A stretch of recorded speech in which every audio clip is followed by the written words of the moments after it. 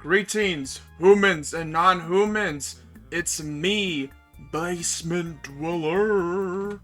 And today's gonna be a groovy day as we will be going over the Binding of Isaac 4 Souls Anniversary Booster Pack. Ooh, that's a mouthful. So this is a pack of cards, 20 cards to be exact, that are supposed to be celebrating the 10th anniversary of Isaac. I believe it's the 10th anniversary of Rebirth, though? Hold on, let me pull up my, Google right here, because I know the Binding of Isaac Rebirth was 2014, right? Release date. Oh yeah, okay, original Isaac was 2011, and then Rebirth was 2014. That is correct. Okay.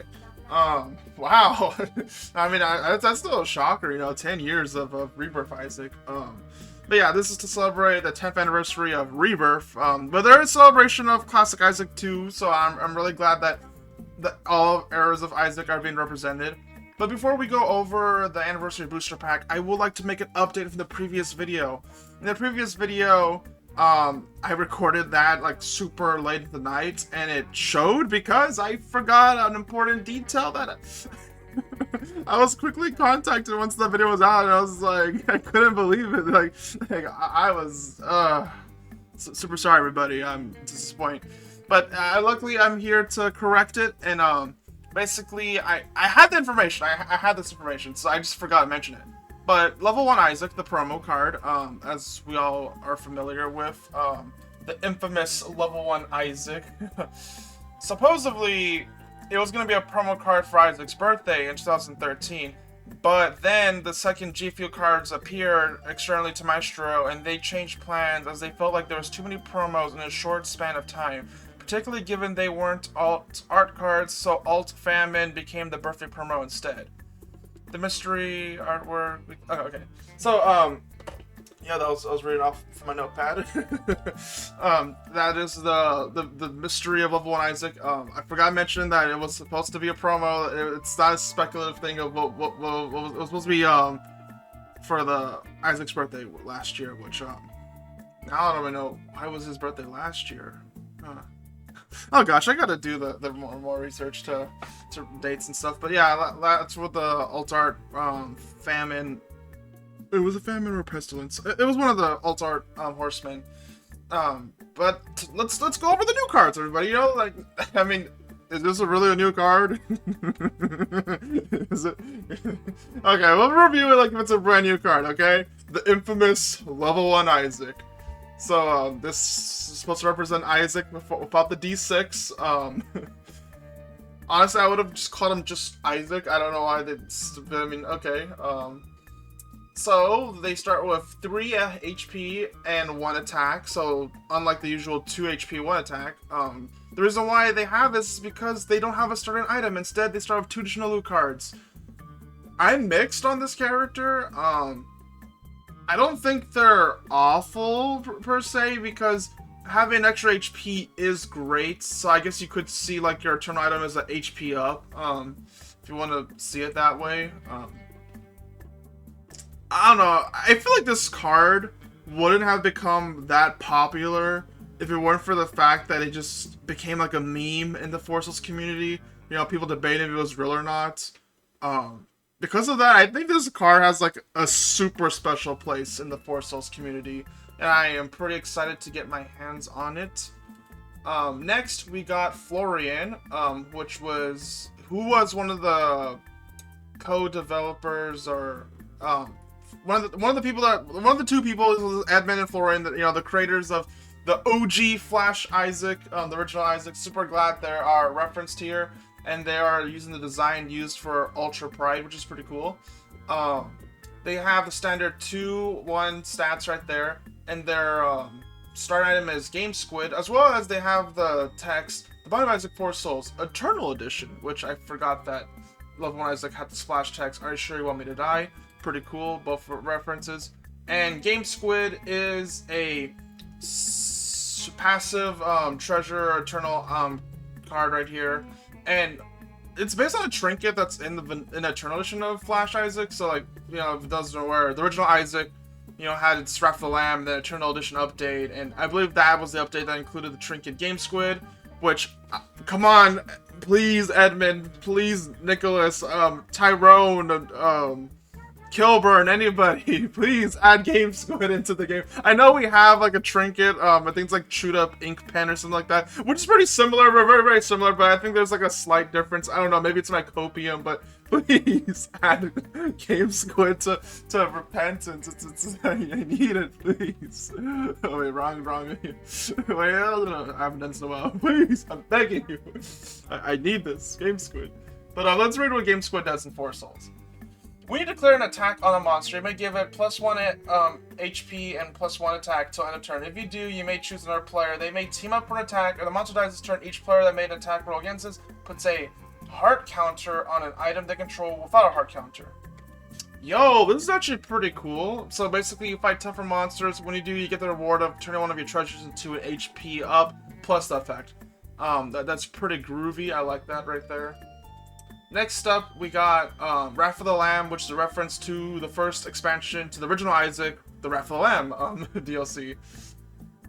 Which was pretty odd, because I don't even know why they call it Wrath of the Lamb. I'm thinking about it, because I don't think the Lamb was in Rebirth, so like, I don't know why they called it that now I'm thinking about it. But yeah, so the 4 Souls card is it's a monster card that's an event, and the event says, each player votes for another player. The player with the most votes may steal a soul from another player. If there's a tie, the active player may choose a player tied for the most souls. I like it. I like cards that cause people to start having arguments within the friend group, you know, and yeah, this is gonna be fun. Next up, we got Co-op Baby, which is I remember, okay, so I got the cards in order they're supposed to be released, but I think there's like 2, well, maybe this might, okay, I think I got the right order. So this is the first card representing Rebirth, which back in the day, I mean, it's still there. So if you play the Mind of Isaac, you know, Rebirth all the way to Repentance, if you have a second player and they press start anytime, but for Repentance it's starting outside the starting room, you'll have a Co-op Baby, which is some of your HP, and then like the cool part was that there was a bunch of them references to other media, which is pretty cool. I like that a lot. And then I think Buddy in the Box uses the Co-op Baby, so if you play only single player, if you have no friends, oh man, I mean, yeah, I mean, good luck, you know. I mean, now there's online Isaac, but if you had no friends, you can use Buddy in the Box to see the Co-op Babies, and that's cool. I love the Co-op Baby designs. But let's read the description. So this is a I want to assume that this is a treasure card you find. I would assume. It has stats 2, 3, 1. Each time you declare an attack, choose another player that player teams with you familiar. So I believe this is a treasure card that can be attacked, and that's why it has the familiar tag right there, which I really hope that this is a sign we get more familiars. I believe one of the previous expansions we did get it. I don't think Familiar is a brand new one. I could be wrong. Man, this is what happens when there's too many cards now. Like, and then when you play with modded cards, they start to blend in. So like, forgive me if like there's some cool new mechanic and I just glazed over it and not glazed, but just breeze through it without realizing that this is a new mechanic. But yeah, that's pretty cool, pretty groovy, pretty cool. Next up, we got Dataminer, which is a reference to the item Dataminer, but also it's a reference to how the Mind of Isaac Rebirth supposedly got all its files and data mined within the first 109 hours. So if you read through the description of the cards, they're all references to 1, 0, and 9, which is pretty cool of a reference. So it's a treasure card that's an active, you tap, and when you tap, you roll. So roll 1, each monster attack becomes 1. Roll 2, destroy this. If you do, put 1 attack counter on your character. 3, deactivate all cards in play. 4, your max hand size becomes 0 to the start of your next turn. 5, monsters attacks becomes 9. And 6, destroy this. If you do, your attack becomes 9 to end of turn. These are super cool, fun, wacky abilities. I love it. I'm excited to play with this one and obtain it for my you know, chaos. Wait. Okay, I was like confused. So next we got a room card called Greed Mode, which is a reference to the Binding of Isaac Afterbirth, which was the expansion for Rebirth. And in that, there was a new alternate game mode called Greed Mode. And this is represented as a room card. Each time a monster dies, the active player gains...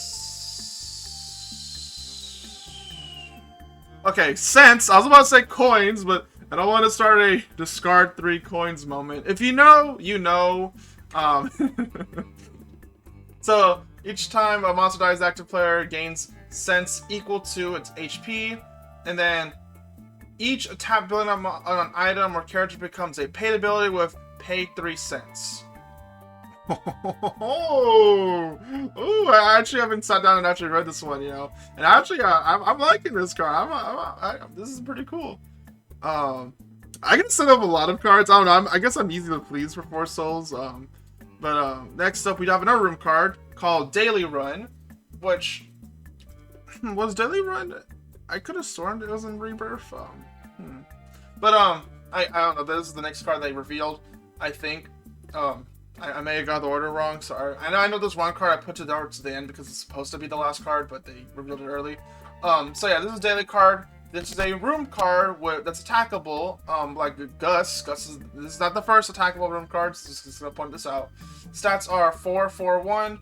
This room can be attacked. Each time this takes damage, you gain 4 cents or loot 1. Then you may cancel your attack on this, and it's indomitable, plus 1 treasure. I think this is our first indomitable room card, which I feel like Gus should have that too, but I don't think Gus had that. Pretty cool. I like the artwork. Akio did a groovy job right here. Love the art. Next up, we got Keeper's Resting Place. So I'm trying to remember. I believe this is Afterbirth still. So in Afterbirth, there was a cool ARG where people had to solve a mystery, and when they did, they would unlock the Keeper. But towards the end of the ARG's alternate reality game, where it's a game that takes place in real life in an alternate reality or whatnot. So it's pretty cool. I like that, using solving puzzles and whatnot, and sometimes going to real locations. And basically, towards the end, these people had to dig up a figurine of the Keeper with a bunch of 9s. I don't remember it had 9s on it, but it had a Twitter password, which was supposed to give a voice. If there's a video out there, just search up Binding of Isaac Keeper ARG. You'll find the video. It's really cool, really groovy. I love how the bonus soul, not the bonus, but the soul token has like its own unique sprite. I love when they do that. I really do. Let's read this. When this enters play, the active player secretly puts this back in the monster deck at least 3 cards from the top. If this is the second time the card named Keeper's Resting Place resolves this game, this becomes a soul instead, and the active player gains it. If this is the second time the card... Okay, so this is pretty cool. It's basically an alternate soul gaining method, and basically, I guess you could, like, if you find it first, you want to, like, plan it out where, like, you could strategically obtain this soul. I like this. I love alternate soul gaining methods. Pretty cool, pretty groovy. Also, like I said, I like the change of the little soul token design. Next up, we got Game Crash. And, oh boy, this is a doozy right here. So, destroy each item and put each monster and each room into discard. I believe this is a monster card, so this is an event card that you'll find. And there's even little text right here, which I will read, but let me just move this because my setup is I can't really see things up close. But so it says foresouls.exe has stopped working. Promise cause program stopped working. Please contact help center at maestromedia.com for support. Close program. Please do not contact them just for for this Easter egg. It's a reference to the Binding of Isaac. When the game would crash, it would say a report message pretty similar to that. But yeah. Next up, we got patch notes. Lazarus got redesigned. Blue Baby got a buff. Items have a rebalance. I love the artwork right here. Is this a reference to Repentance? This might be. So patch notes, it's monster event card right here. So when you have it, when it shows up, the effect is choose 3 different players at random. The first, let's say heart counter on a non-eternal item they control. The second puts an attack counter on a non-eternal item they control. The third puts an eternal counter on the item they control. Ooh. Okay. This is pretty cool. I like this. Everyone gets buffed. Yeah, everyone is. I love the patch notes. This is really cool. I love this. Oh my goodness. I know I'm easy to please, but yo, this is a really fun one. Next up we got Booster Pack. And Booster Pack is interesting because where is it? Do I have that item? Oh yeah. So we finally figure out what was the mystery artwork thing that happened. So like, remember in the last level 1 Isaac video, we're like, oh, this one thing didn't get solved, and well, now it's solved. This turns out that Yuggy was teasing the booster pack. I thought it was gonna be like in the Four Souls. Oh my goodness, are they called events? Oh my goodness, sorry. It's currently past 3 a.m., so I don't remember what they were called, but I think they were called events, and oh gosh, yeah. Sorry, I'm spacing out right now. Okay, so let's read Booster Pack. So now we know what the artwork was for this whole time. It was teasing this. So it used the anniversary thing, and I believe in the video game there is a Booster Pack, but it just had a generic design, but this references itself. This is pretty cool. I love how the artwork does that. So you tap this as a treasure card. You tap destroy this. If you do, reveal the top 5 cards of the loot deck. You may play any number of them without using a loot play. Put the rest in the discard. Simple, effective. I love it. Next up is Cracked Key, which is a loot card right here. Choose a non-eternal item. It becomes a room. Expand a room slots by 1 and put it into a new slot.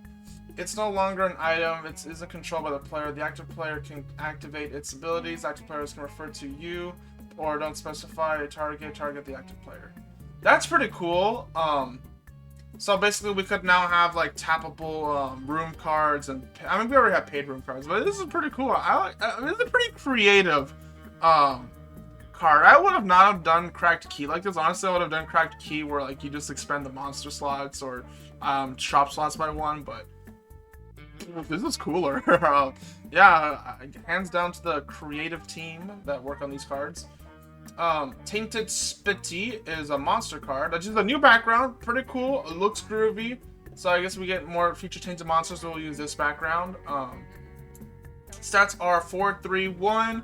If the attacking player would roll an attack roll against this, they roll X dice, where X is the number of souls they control plus 1. Choose the lowest of the results. Plus 2 treasure. Yo, this is a pretty fun monster to fight. Yeah, I like this. Next up, we got a brand new character, Bumbo the Stout, to represent the legend of Bumbo. Yeah, the previous cards were repentance related, so just let people know. But yeah, this is the legend of Bumbo. I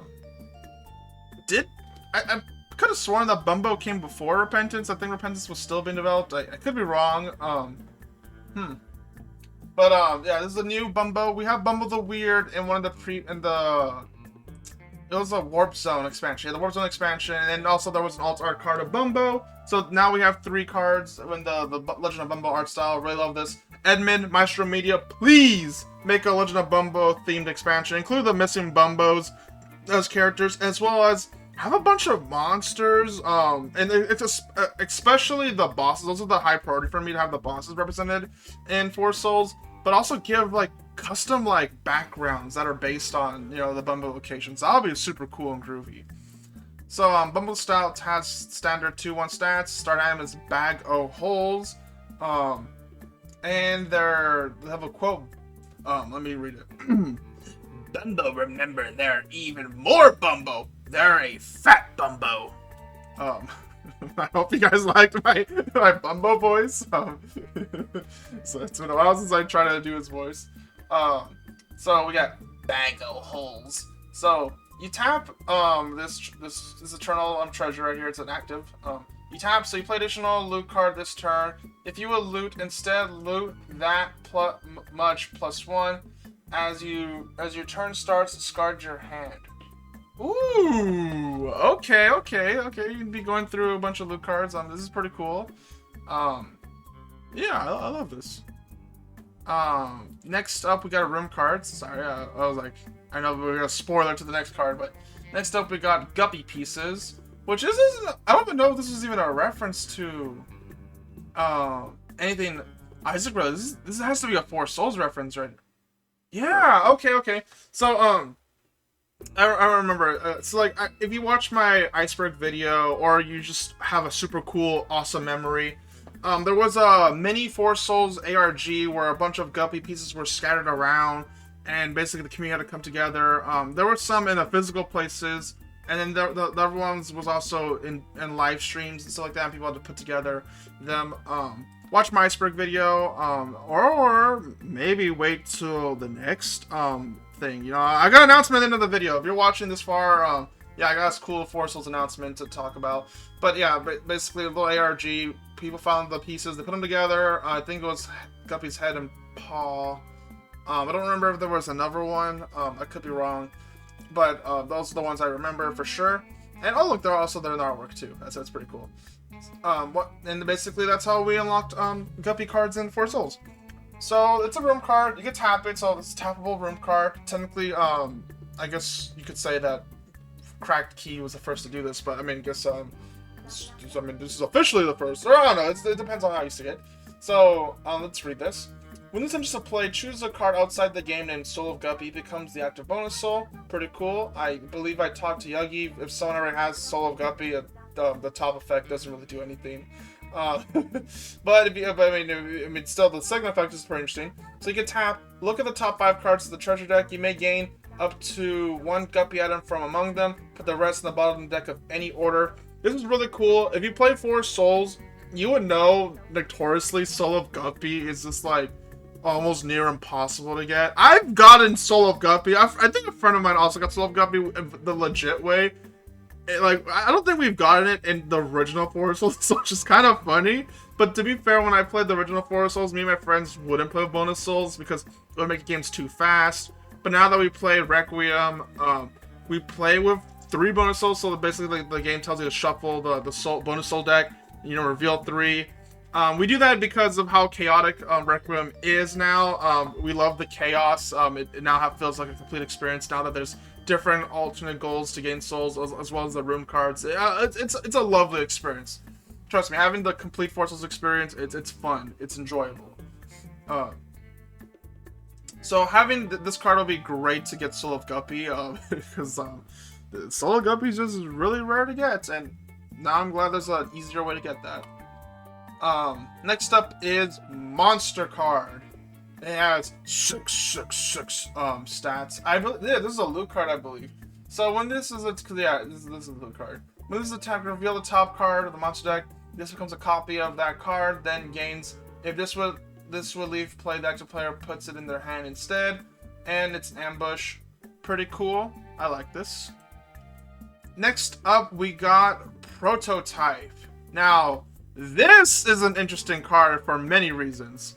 Let's first read this card. So this is, I believe, is a treasure card. When you gain this, yeah, this is a treasure. Okay. So the effect is, when you gain this item, choose one of each list. This item gains the chosen text from each in that order. So from left to right. So you can choose at the start of your turn. Each time a player rolls a 3, tap, pay 3. Second effect could be loot 2, gain 1 HP on a turn, gain 6 cents, take 1 damage.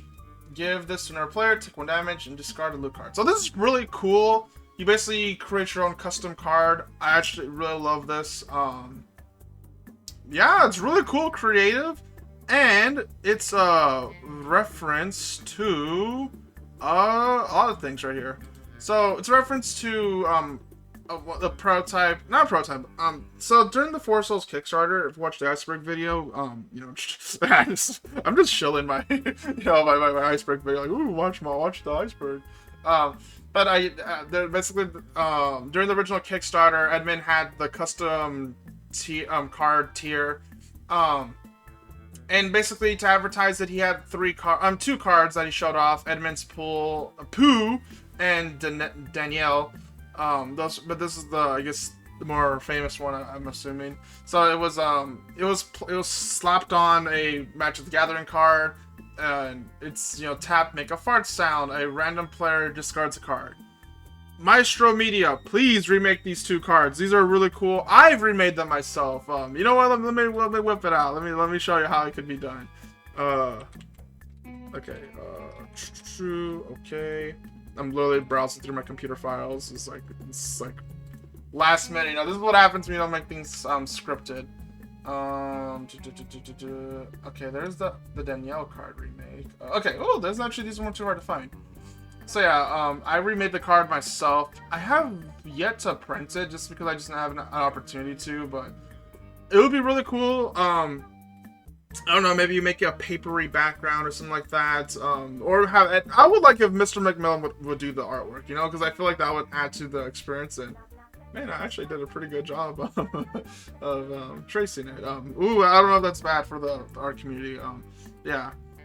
And also, in case you're curious, this is the other card.